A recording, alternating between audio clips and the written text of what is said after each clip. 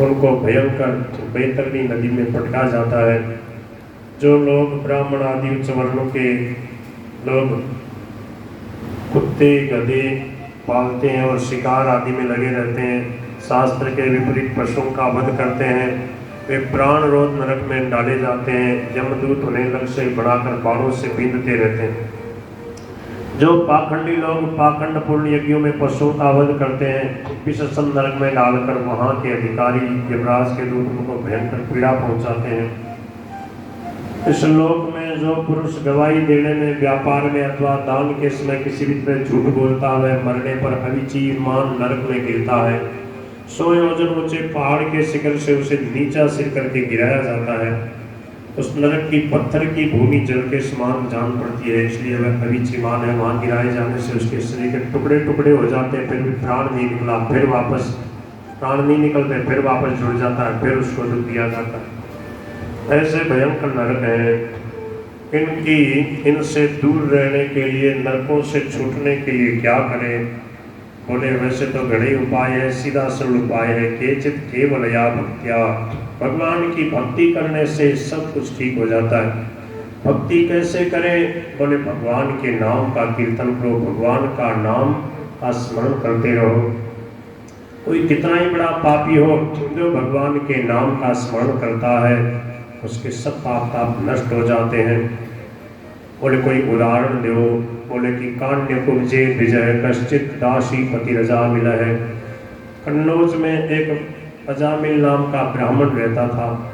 पहले तो माता पिता की सेवा करता था, बड़े प्रेम से यज्ञ अग्निहोत्र आदि सब कुछ करता, वेद पढ़ता, सब कुछ करता।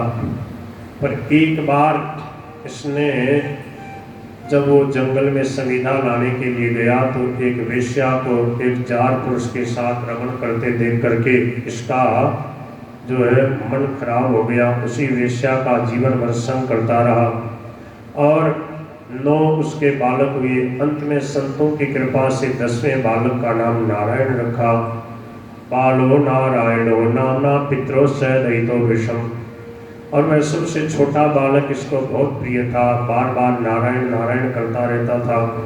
और अंत में सोते समय इसने नारायण नाम उच्चारण किया। दूरे क्रीडन का सक्तम पुत्रम नारायण वयम प्लावितेन स्वरेण उच्चई राजभावा कुलेन्द्रिय। जैसे ही भगवान नारायण का नाम सुना, भरतुर नाम महाराज है, पार्षदास है, साफतन भगवान के पार्षद आ गए। यमराज के दूत उसके शरीर को, सूक्ष्म शरीर को निकाल रहे थे। यम प्रेष्यान विष्णु दूता वारयामास, उनको कहा कि तुम छोड़ दो, इसको तुम नहीं ले जा सकते। उन्होंने कहा तुम कौन हो? के यूयम प्रतिषेधारो, तुम मना करने वाले कौन हो?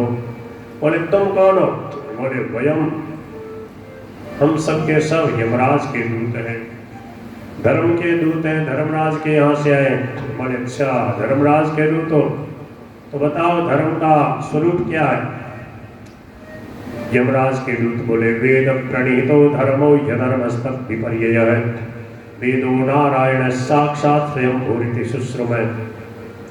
वेदों ने जिन कामों को करने के लिए कहा है, सत्य अहिंसा तप दान यज्ञ सेवा सुमिरन सत्संग, ये सब धर्म है। और इनके विपरीत दूसरों को दुख देना, कष्ट देना, और इसने तो जीवन भर अधर्म किया, पाप किया, दूसरों को कष्ट दिया है, जुआ खेला, व्यभिचार किया और मदिरा पान किया, ये भयंकर नरक में ले जाने लायक है। बोले पहले इसने कुछ भी किया हो, अंत में मरते समय इसने प्रभु का नाम ले लिया, इसलिए अब इसके सब पाप ताप नष्ट हो गए, इसलिए अब आप यहाँ से चले जाओ। और उनको वहाँ से भगा दिया। उनके संवाद को जब उसने सुना तो उसको बड़ा आश्चर्य हुआ। वो मरा नहीं था, अब उसके होश आया, राम राम, मैंने जीवन बर्बाद कर दिया, प्रभु का भजन नहीं किया। अब वो तो चले गए। यमराज के दूत यमराज के पास गए और ये इधर से उठ करके जा करके हरिद्वार में भजन किया, साल भर भजन किया। और साल भर के बाद में वही पार्षद आए, उनको दिव्य विमान पर बैठा के भगवान के धाम ले गए। यमराज के दूतों ने जाके जब यमराज से कहा तो यमराज ने उनसे कहा कि कोई कितना ही बड़ा पापी हो, जो प्रभु का नाम ले लेता है उसके सब पाप नष्ट हो जाते हैं। इसलिए अब कभी तुम ऐसा दुस्साहस मत करना, जहाँ भगवान का गुणगान ना हो रहा हो वहाँ पर मत जाना। तो कहाँ पे जाएं, किसको लेके आना है? बोले जिह्वान भक्ति भगवत गुण नाम ध्येयम चेतश्चन स्मरति तच्चरणारविंदम। जिसकी जिह्वा से भगवान का नाम गुणों का कीर्तन नहीं होता, जो कथा नहीं सुनता, जो भगवान का स्मरण नहीं करता, जो भगवान के सामने झुकता नहीं, ऐसे ऐसे लोगों को तुम पकड़ पकड़ के लाओ, उनको नरक में डालूंगा। तानानयध्वनसतो विमुखान विमुकुंद पादारविंदम करंदर साधजस्रम। जो भगवान के चरणों की भक्ति से रहित हैं, उनको तुम पकड़ पकड़ के लाओ, उनको नरक में डालूंगा।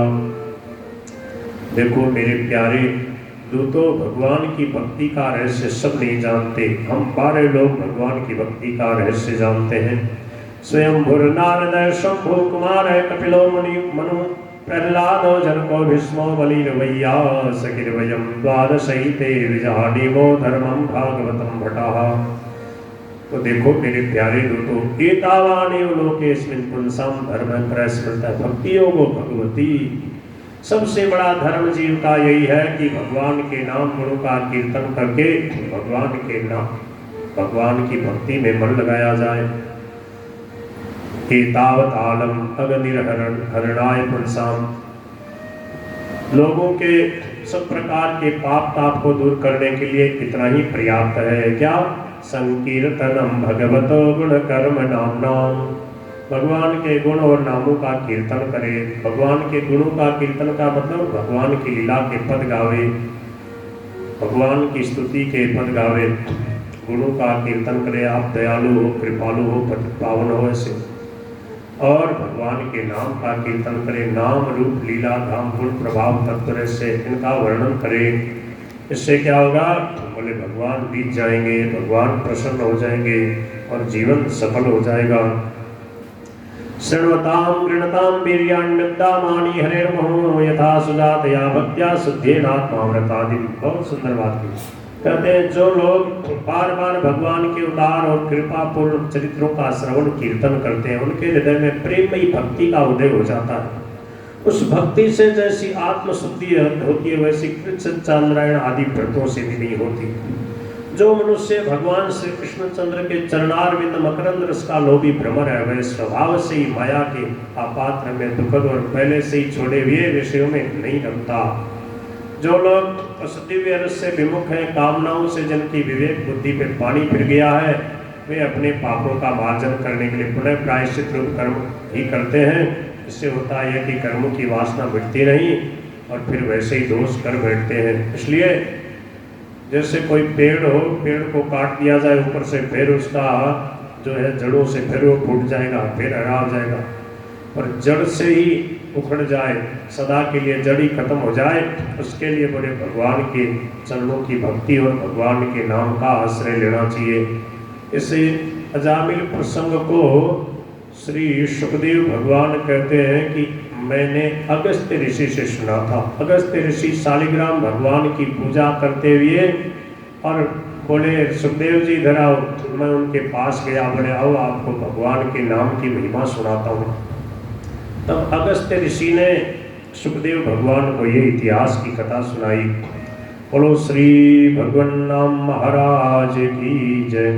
तो भगवान का जिसने नाम लिया उसका जीवन सफल हो गया। इसलिए सब संतों ने एक स्वर से कहा कि प्रभु के नाम में लग जाओ। प्रभु की स्मृति का माध्यम है प्रभु का नाम। प्रभु का नाम लेने से भगवान का स्मरण होता है और हरि स्मृति सर्व विपद विमोक्षणम।